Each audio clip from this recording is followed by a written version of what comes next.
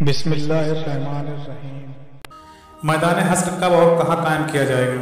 क्या वो मैदान हमारी इस दुनिया में मौजूद है? मैदान हश्र के लिए लोग नंगे कब्रों से क्यों उठाए जाएंगे? इस सिलसिले में सबसे पहले तो ये बात याद रखना ज़रूरी है कि अल्लाह पाक फरमाता है, जिस दिन ज़मीन एक और ज़मीन से बदल दी जाएगी और आसमान भी बदल दिए जाएंगे और तमाम लोग अल्लाह वाहिद क़हार के रूबरू पेश हो जाएंगे। नाज़रीन गिरामी, इसमें कोई शक नहीं कि क़यामत के दिन ज़मीन व आसमान में ऐसी तब्दीलियाँ लाई जाएंगी कि वो एक नई हैयत में और नए निज़ाम के साथ होंगे। रसूलुल्लाह सल्लल्लाहु अलैहि वसल्लम की हदीस पाक में इस तब्दीली का जिक्र इस तरह किया गया है, क़यामत के दिन लोगों को सफ़ेद सुर्खी माइल ज़मीन पर जमा किया जाएगा जो मैदे की रोटी की टिकिए की तरह होगी। इस पर किसी के मकान वगैरह निशान ना होगा। अब सवाल यह है कि ये तब्दीलियाँ मुमकिन है या नहीं? तो जवाब है कि बिल्कुल मुमकिन है।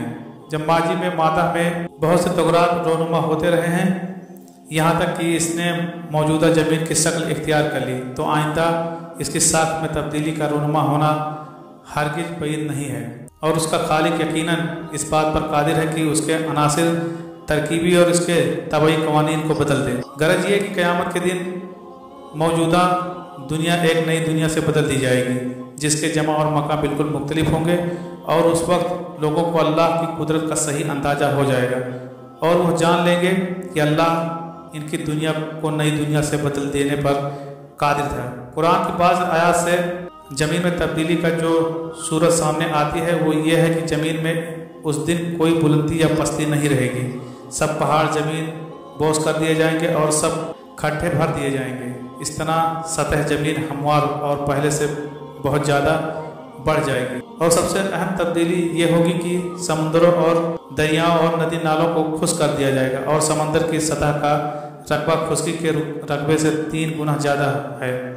इस तरह मौजूदा ज़मीन से इस वक्त की तब्दील शुदा ज़मीन कम अज़ कम 4 गुना बढ़ जाएगी और दूसरे वह ज़मीन बिल्कुल हमवार होंगी। हज़रत आयशा रज़ियल्लाहु तआला अन्हा से रवायत है कि मैंने हुजूर सल्लल्लाहु अलैहि वसल्लम से पूछा कि ज़मीन के बदल जाने के वक्त लोग कहाँ होंगे?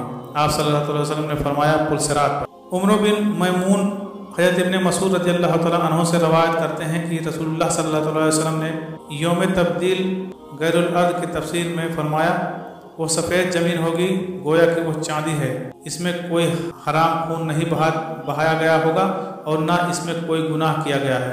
अब आते हैं इस सवाल की तरफ कि मौजूदा ज़मीन के लिहाज से ज़मीन का वो कौन सा हिस्सा होगा जहाँ महशर बर्पा किया जाएगा। नाज़रीन गिरामी, मौजूदा ज़मीन के लिहाज से अर्ज महशर का खित्ता सरजमीन शाम होगा।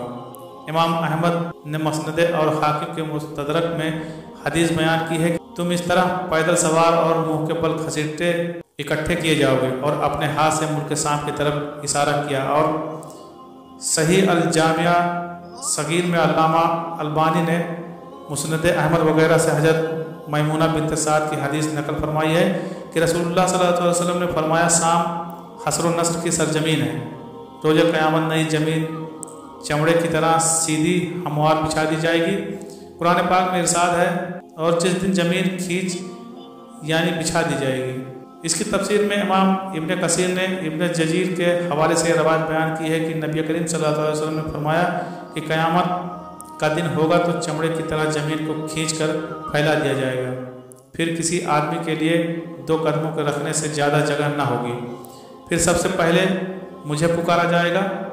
मुस्नद अहमद की रवायत में है कि हज़रत मैमूना रज़ियल्लाहु तआला अन्हा ने एक मरतबा बारगाह नबूवत में अर्ज़ किया, ऐ अल्लाह के नबी, हमें बैतुल मुक़द्दस के मुतालिक कुछ बताएं। नबी करीम सल्लल्लाहु अलैहि वसल्लम ने फरमाया, वह उठाए जाने और जमा किए जाने का इलाका है। तिरमिज़ी शरीफ की रवायत में है कि हज़रत अब्दुल्लाह इब्न उमर रज़ियल्लाहु तआला अन्हु के पास उनकी बादी हाजिर हुई और अर्ज़ किया कि मुझ पर जमाने की गर्दिश है, लिहाजा मैं चाहती हूँ कि इराक़ चली जाऊँ। हज़रत इब्न उमर रज़ियल्लाहु तआला अन्हु ने फरमाया कि शाम क्यों नहीं चली जाती हो, वो हसर व नस्र की ज़मीन है। मज़कूरा रवायत से मालूम होता है कि मैदान हश्र शाम के इलाके में कायम होगा, ना कि मैदान अरफात में, इसलिए कि बैतुल मुक़द्दस के इलाके से मुराद पूरा इलाका शाम लिया जाता था। जैसा कि तिरमिज़ी शरीफ की रवायत से वाज़ेह होता है कि मालूम होना चाहिए कि अहदीस मुबारक में जिस खित्ते अर्जी को शाम कहा गया है उसकी जुग्राफिया हुदूद इस ममलिकत से बहुत वसी है। जिसे आज की दुनिया मुल्क शाम नाम से जानती है। इससे पहले शाम के नाम से मौजूदा खित्ता अर्जी में फ़लस्तीन, इसराइल, मौजूदा शाम, उर्दून, लेबनान, साइप्रस और तुर्की का एक सूबा भी शामिल था। अलबत्ता इसका तयन नहीं है कि इलाक़ाए शाम के किस मुकाम पर मैदान महशर कायम होगा। नाज़रीन गिरामी, आपको ये जानकर हैरत होगी, मैदान महशर में सब लोग नंगे इकट्ठा किए जाएंगे। इस बारे में हदीस पाक कुछ यूँ है। उम्मुल मोमिनीन हज़रत आयशा रज़ियल्लाहु तआला अन्हा से रवायत है, वो बयान करती हैं कि मैंने रसूलुल्लाह सल्लल्लाहु अलैहि वसल्लम को फरमाते हुए सुना है, लोगों को क़यामत के दिन नंगे पाँव, नंगे बदन और गैर मख्तून इकट्ठा कर मैदान हश्र की तरफ लाया जाएगा। वो अपनी कब्रों से ऐसे निकलेंगे जैसे उस दिन थे कि जब उनको उनकी माँ ने जना। मैंने दरियाफ़्त किया, या रसूलुल्लाह सल्लल्लाहु अलैहि वसल्लम, मर्द और औरतें सब इकट्ठे होंगे तो फिर तो वो एक दूसरे को नंगे देखेंगे। आप सल्लल्लाहु अलैहि वसल्लम ने फरमाया, ऐसा मामला ही इतना सख्त होगा कि उन्हें इसकी सूझेगी भी नहीं। और एक रवायत में है कि रसूलुल्लाह सल्लल्लाहु अलैहि वसल्लम ने फरमाया, मामला इस बात से कहीं ज़्यादा सख्त और अहम होगा, मर्द और औरतें एक दूसरे को नंगे देखने लगी। हज़रत इब्न अब्बास से मरवी है कि बुखारी की हदीस नंबर 3447 है कि रसूलुल्लाह सल्लल्लाहु अलैहि वसल्लम ने फरमाया, क़यामत के दिन तुम लोग नंगे पाँव, नंगे बदन और बगैर खतना के उठाए जाओगे। फिर आप सल्लल्लाहु अलैहि वसल्लम ने इस आयत की तिलावत की, जिस तरह हमने उन्हें पहली मरतबा पैदा किया था उसी तरह हम दोबारा लौटाएंगे, ये हमारी जानिब से वादा है और बेशक हम उसे करने वाले हैं। फिर सबसे पहले हज़रत इब्राहीम अलैहिस्सलाम को कपड़ा पहनाया जाएगा, फिर मेरे असहाब को दाएं की तरफ ले जाया जाएगा, लेकिन कुछ को बाएं की तरफ ले जाया जाएगा। मैं कहूँगा कि ये तो मेरे असहाब हैं, लेकिन मुझे बताया जाएगा कि जब आप इनसे जुदा हुए तो उसी वक्त उन्होंने कुफ्र इख्तियार कर लिया था। मैं उस वक्त कहूँगा जो ईसा इब्न मरियम ने कहा था कि जब तक मैं उनमें मौजूद था तो मैं उनकी निगरानी करता रहा, लेकिन जब तूने मुझे उठा लिया तो तू ही उनका निगहबान है और तू हर चीज़ पर निगहबान है। क़यामत के दिन अल्लाह ताला लोगों को उनकी रीढ़ की हड्डी से दोबारा पैदा फरमाएगा। इससे लोग ठीक अपनी शक्ल व सूरत में इसी तरह पैदा होंगे जिस तरह दाने से खेती और गुठली से खजूर पैदा होती है।